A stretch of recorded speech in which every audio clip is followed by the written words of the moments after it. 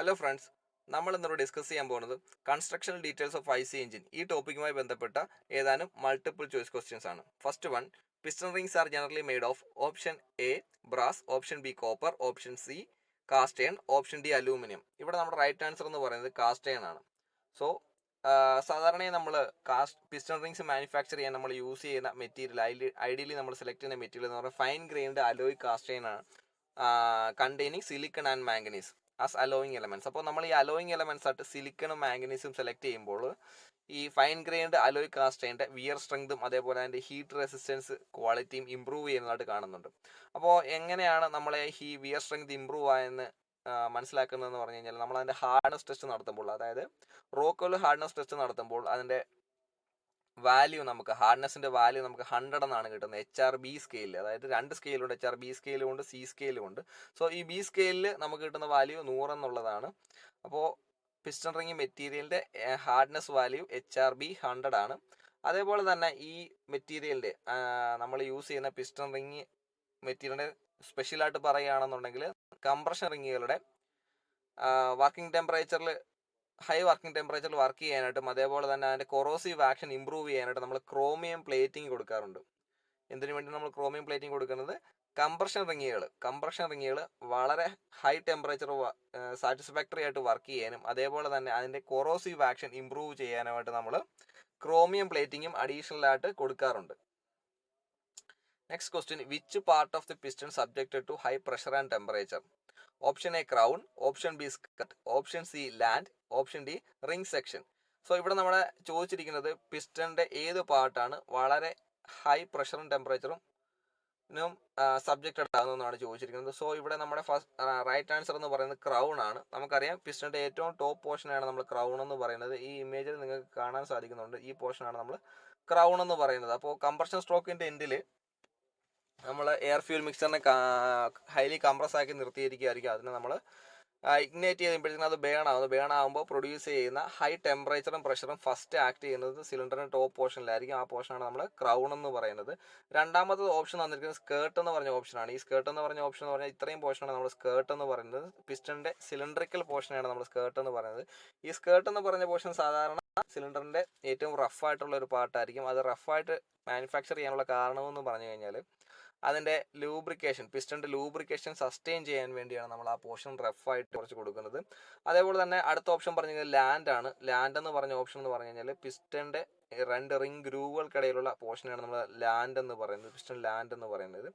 പിന്നെ പറയുന്നത് ring section ആണ്. സോ ഈ സ്കേർട്ടിന്റെ മുകളിൽ റിംഗ് വരുന്ന പോർഷൻ ഇത്രയും കൂടെ കളക്റ്റീവായിട്ട് നമ്മൾ പറയുന്ന പേരാണ് റിംഗ് സെക്ഷൻ എന്ന് പറയുന്നത്. ഇത് മൂന്നും ഇതിനെ സാറ്റിസ്ഫൈ ആകുന്നില്ല. അപ്പോൾ നമ്മുടെ റൈറ്റ് ആൻസർ എന്ന് പറയുന്നത് ക്രൗൺ ആണ്. ഏറ്റവും ടോപ്പ് പോർഷനിൽ വരുന്ന ക്രൗൺ ആണ് ഏറ്റവും കൂടുതൽ പ്രഷറും ടെമ്പറേച്ചറും വിസ്റ്റാൻഡ് ചെയ്യുന്നതും അതേപോലെ തന്നെ അതിന് വിധേയമാകുന്നതും. അടുത്ത question, the purpose of the piston ring is to control. Option A combustion pressure, option C cylinder wall lubrication, option C oil consumption, option D all of the above.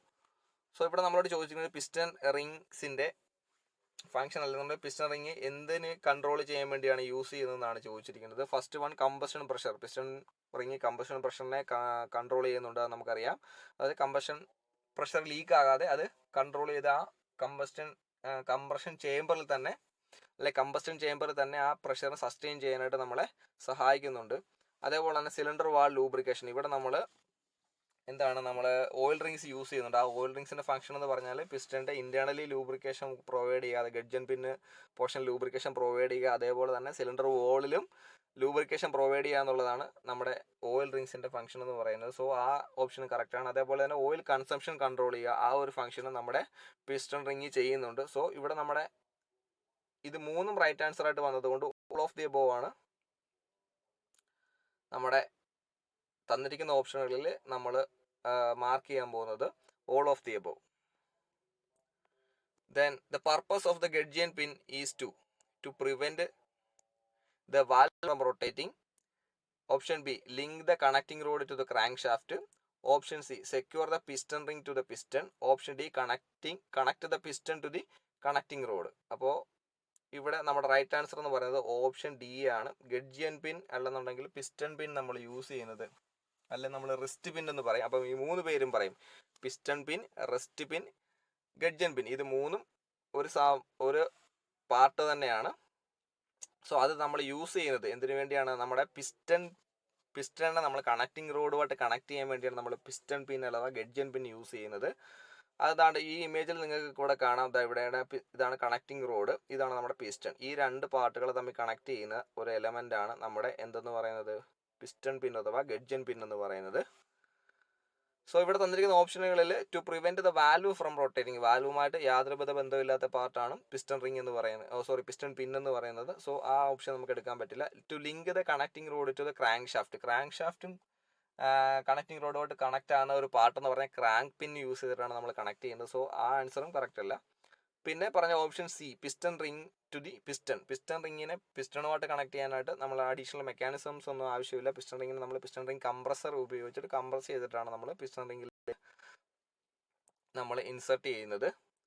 So ആ ഓപ്ഷനും കറക്റ്റായിട്ട് വരുന്നില്ല. പിന്നെ പറഞ്ഞത് ഓപ്ഷൻ ഡി ആണ്, connect the piston to the connecting rod. അതായത് connecting റോഡിന്റെ small എൻഡും പിസ്റ്റണുമായിട്ട് കണക്ട് ചെയ്യാൻ വേണ്ടിയാണ് നമ്മൾ പിസ്റ്റൺ പിന്ന് യൂസ് ചെയ്യുന്നത്. ക്ലിയർ ആണല്ലോ?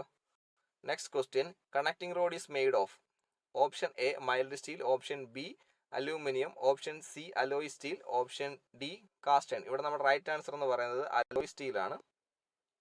സോ അലോയ് സ്റ്റീൽ വെച്ചിട്ട് കണക്റ്റിംഗ് റോഡ് നമ്മൾ സാധാരണയായിട്ട് മാനുഫാക്ചർ ചെയ്യുന്നത് ഡ്രോപ്പ് ഫോർജിങ് എന്ന ഒരു മെത്തേഡ് വഴിയാണ്.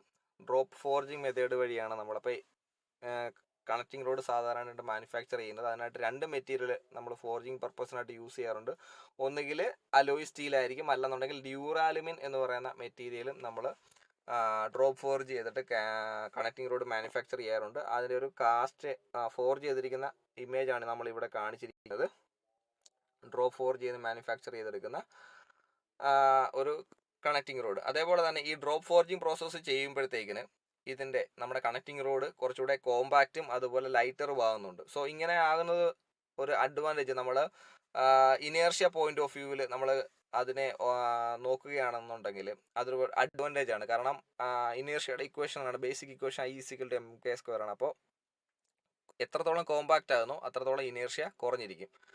സോ ആയതിനാൽ ഡ്രോപ്പ് ഫോർജിങ് വഴി മാനുഫാക്ചർ ചെയ്യുന്ന അലോയ് സ്റ്റീലിന് അങ്ങനെ ഒരു അഡ്വാൻറ്റേജ് ഉണ്ട്. അതുമാത്രമല്ല, പിന്നീട് ഒരു ടെക്നോളജിയിൽ അഡ്വാൻസ്മെൻറ്റ് വന്ന സമയത്ത് നമ്മൾ കാസ്റ്റിംഗ് വഴിയും നമ്മൾ കണക്റ്റിംഗ് റോഡ് മാനുഫാക്ചർ ചെയ്തെടുക്കുന്നുണ്ട്. കാസ്റ്റിംഗ് വഴി ചെയ്യുമ്പോൾ നമ്മൾ യൂസ് ചെയ്യുന്ന മെറ്റീരിയൽ സ്പിറോഡൈൽ ഗ്രാഫൈറ്റ് കാസ്റ്റ് അയൺ ആണ് നമ്മൾ യൂസ് ചെയ്യുന്നത്. സോ അങ്ങനെയുള്ള കണക്റ്റിംഗ് റോഡിന് ഒരു ഡിസഡ്വാൻറ്റേജ് ഉണ്ട്. എന്തെന്ന് പറഞ്ഞു കഴിഞ്ഞാൽ അത് സ്ട്രെങ്ത് വൈസ് നമ്മൾ നോക്കുമ്പോൾ വളരെ പൂറാണ്. പക്ഷേ നമ്മൾ മാനുഫാക്ചറിങ് കോസ്റ്റ് കമ്പയർ ചെയ്യുമ്പോൾ ഫോർജിങ്ങുമായിട്ട് കമ്പയർ ചെയ്യുമ്പോൾ കോസ്റ്റ് വളരെ കുറവാണ്. പക്ഷേ ഈ കണക്റ്റിംഗ് റോഡ് എന്ന് പറയുന്നത് വളരെ ഹെവി ആയിട്ട് ഫ്ലക്ച്വേറ്റിംഗ് ലോഡ് വരുന്നൊരു പാർട്ടാണ്. സോ അവിടെ സ്ട്രെങ്ത് ആണ് എപ്പോഴും പ്രോമിനൻറ്റ് ഫാക്ടറായിട്ട് നിൽക്കുന്നത്. ആയതിനാൽ നമ്മൾ ഈ കാസ്റ്റ് അയൺ കൊണ്ടുള്ള കണക്റ്റിംഗ് റോഡ് സാധാരണയായിട്ട് അധികമായി ഉപയോഗിക്കാറില്ല. എപ്പോഴും നമ്മൾ സജസ്റ്റ് ചെയ്യുന്നത് മിക്ക ഹെവി ഡ്യൂട്ടി എഞ്ചിൻസുകളിൽ നമ്മൾ കാണുന്നത്, മീഡിയം ടു ഹെവി ഡ്യൂട്ടി എഞ്ചിനുകളിൽ നമ്മൾ കാണുന്നത് അലോയ് സ്റ്റീൽ കൊണ്ടുള്ള കണക്റ്റിംഗ് റോഡ്സ് ആണ്. സോ നമ്മുടെ റൈറ്റ് ആൻസർ എന്ന് പറയുന്നത് അലോയ് സ്റ്റീൽ ആണ്.